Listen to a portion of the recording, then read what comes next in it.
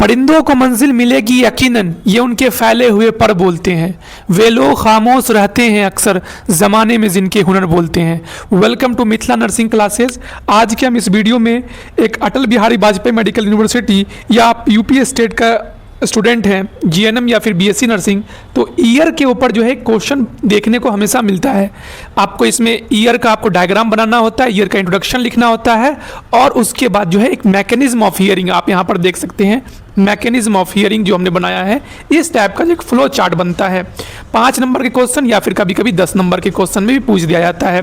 पिछले वीडियो में हमने बात किया था आपके ऊपर स्किन के ऊपर हम बात किए थे, तो स्किन का भी वीडियो जरूर आप जाकर देखें। आज हम ईयर के ऊपर बात कर रहे हैं, तो चलिए स्टार्ट करते हैं।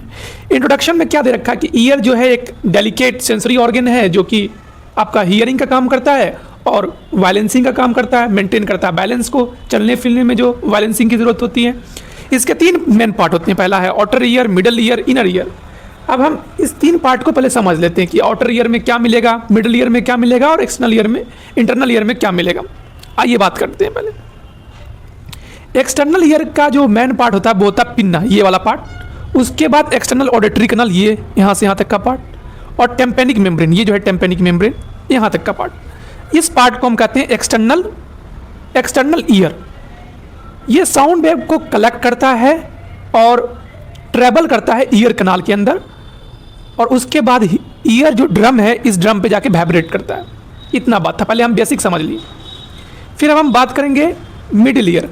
अब मिडिल ईयर में कौन कौन से पार्ट है, जरा यहाँ से भी आप देख सकते हैं, हमने लिखा है मिडिल ईयर के पार्ट्स हैं आपका ओरिकल्स, ईयर ओसिकल्स, ठीक है, eustachian tube, oval window, round window. कौन कौन से पार्ट है आपका मिडिल ईयर में? 3 पार्ट है। वो है आपका जिसमें 3 आपका जो हम पहले यहाँ फिगर से देखिए, एक ये हैमर जिसको बोलते हैं, एनबिल बोलते हैं, और स्टेप्स, ये वाला पार्ट, ये 3 मिडिल के अंदर आ गया। और एक और है, ये जो ट्यूब देख रहे हैं आप, ये ट्यूब भी मिडिल का पार्ट है, ठीक है भाई, समझ गए, जिसका नाम है इस्चुएंट ट्यूब। और ये जो है ट्यूब थ्रोट से कनेक्ट होता है, इसका काम है एयर प्रेशर को इक्वलाइज करना। दोनों साइड ऑफ ईयर ड्रम का जो प्रेशर है उसको इक्वलाइज करना। जब हम एयरप्लेन में होते हैं और कान बंद लगते हैं तब इस्चुएंट ट्यूब का रोल होता है, उस समय ये बैलेंसिंग का काम करता है। अब हम बात करेंगे इनर ईयर की, ये जो तीसरा है इनर ईयर, इस वाले पार्ट की हम बात करेंगे। इनर ईयर में कौन कौन सा पार्ट आता है, जरा ध्यान से देखिए। पहले हम मिटा देते हैं, अब जहाँ जहाँ हम डॉटेड लगाएंगे वो सब इनर ईयर का पार्ट है। पहला पार्ट है यहाँ पर आपका कोक्लिया, ठीक है। दूसरा है सेमी सर्कुलर कैनाल्स, ये जो कैनाल्स है, ये जो यहाँ पर दिख रहा है आपको, ये हमने पहले देख लिया। और एक और पार्ट है जो कि है वेस्टिब्यूल, आपका ये वाला भी पार्ट जो है आपका, ये भी जो है किसका पार्ट है, इनर ईयर का ही पार्ट है। अब एक एक करके देख लेते हैं क्या क्या काम है ना, डिटेल में थोड़ा सा देखते हैं।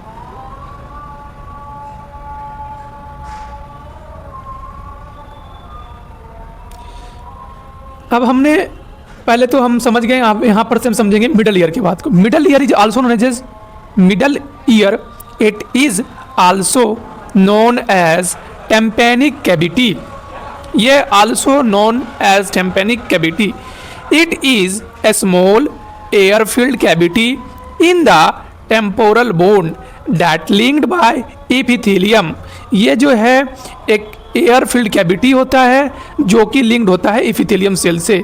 इसके 3 पार्ट हमने, पहला पार्ट देख लिया ऑसिकल्स, जिसको हम मेजल्स बोलते हैं, हैमर शेप का होता है, इनकस जिसको हम एनविल शेप का देखते हैं, और स्टेपिस जिसको स्टेप शेप का भी देखा जाता है। फिर जो इसका पार्ट है वो है auditory tube, other name of pharyngo tympanic tube, जिसको हम इस्चियन ट्यूब भी बोलते हैं। This tube connects middle ear cavity with the nasopharynx. इसका लेंथ होता है 4 centimetre. Function it equalise the pressure of middle ear. उसके बाद वेट आसान हो रही है। अब हम बात करते हैं इनर ईयर के ऊपर। इनर ईयर का क्या पहला जो हमारा टॉपिक है वो है लेबरिंथ।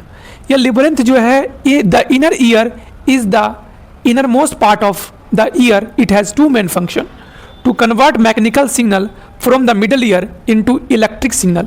ये हमारा इलेक्ट्रिक सिग्नल में भी जो है वर्क करता है और कन्वर्ट करने में, और which can transfer information to the auditory pathway in the brain to maintain balance by electric position and motion. ये जो है बैलेंस को डिटेक्ट करता है और पोजीशन को मेंटेन करता है। ये हमारा बात था। और कोकलिया की बात करें, जो कोकलिया इसका पार्ट है, एक और कोकलिया, जरा हम फिगर से एक पार्ट को बता देते हैं। कोकलिया, ये जो पार्ट है कोकलिया, ये हियरिंग के लिए रिस्पॉन्सिबल होता है। स्पाइरल शेप्ड स्ट्रक्चर जिसमें ऑर्गन कॉटी होता है, कंटेन सेंसरी हेयर सेल।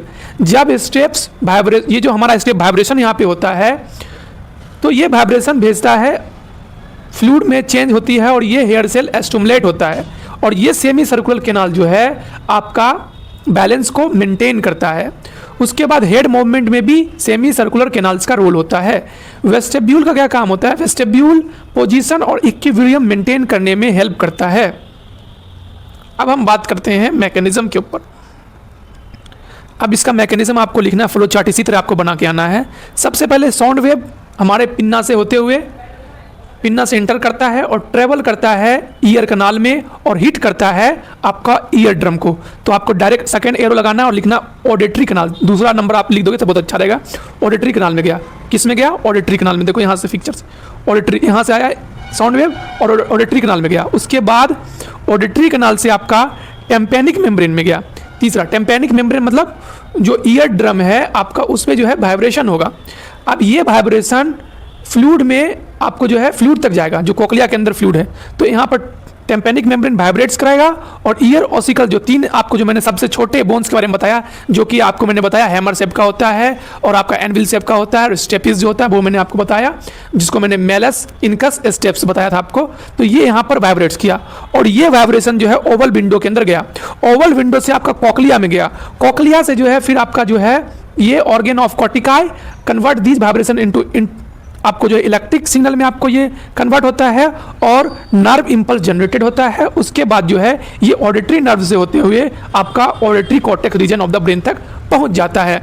तो आपको ये डायग्राम, ये फ्लो चार्ट बनाने आना चाहिए।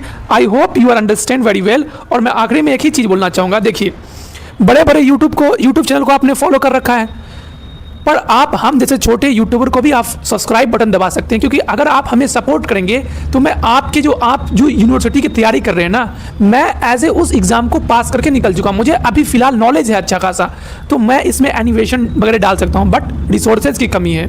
एनिमेशन नहीं लगा पा रहा हूँ, ज़्यादा इमेजेस नहीं लगा रहा हूँ, टीम वर्क इसमें आदमी नहीं जोड़ पा रहा हूँ मैं। तो कहीं ना कहीं कुछ कमी है, उसको आप पूरा कर सकते हैं बस एक सब्सक्राइब बटन दबा के। जैसे ही आप अपने चैनल को सपोर्ट करोगे, मैं ज़्यादा से ज़्यादा इम्प्रूवमेंट लाऊंगा और ज़्यादा जोड़ूंगा। अभी आप जब वीडियो देख रहे होंगे उसमें मुझे पता नहीं, पर जिस समय ये वीडियो शूट कर रहा हूँ अभी 20 सब्सक्राइबर हैं। आप अगर चाहेंगे तो 21 भी कर सकते हैं। Thank you for watching Mithila Nursing classes.